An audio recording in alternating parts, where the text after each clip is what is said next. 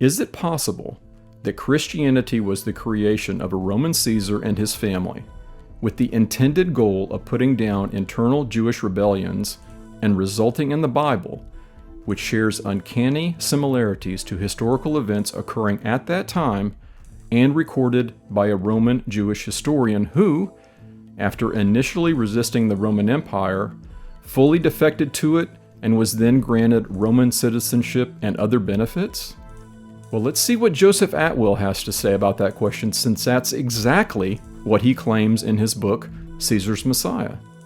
And here's a collection of what he offers to support his contentions. So at the very onset of the Roman control of Judea, they tried to interject Rome into the Jewish religion so that the authority structure would be pro-Roman, and then they could thereby keep the country pacified and keep it as a tax-producing region. What they were hoping to do was to essentially take Jewish scripture and interpret it in such a way that the Messianic movement would not rebel against Rome. The symbolism in the Gospels has simply been misunderstood. It's incredible, but it just has not been grasped, even though it's fairly straightforward. People look at it as either religious literature or as having a basis in history, and they attempt to understand it through those frameworks. This gets you nowhere. I noticed there were strange parallels between Titus and Jesus. I had no agenda against Christianity. I certainly didn't think it would lead to a new understanding of the Gospels. The Gospels are actually a little puzzle. And the puzzle is simply, who is the Son of Man that Jesus is envisioning?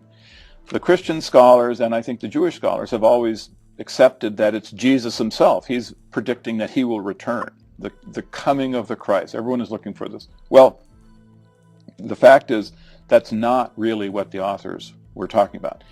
They were talking about the literal individual who would encircle Jerusalem with the wall, raise the temple, and lay low the Galilean towns. It's Titus. As soon as you take this perspective and start to do scholarship, Titus just pops right out of the Gospels. Pretty interesting, huh? Dare I say, compelling? So let's forge ahead. Given the last episode where we heard Jordan Maxwell's thoughts on astro-theology. So consequently, the bottom line at the very beginning of the world was the war between light and darkness. The basis for all religion on the face of the earth is quite simply the war between daylight and dark.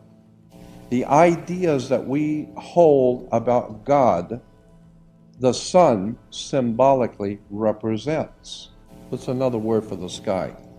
Well, you're looking into heaven. That's right. So where is God's sun? Well, he's up there in heaven. Yeah, that's where he is, up there in heaven.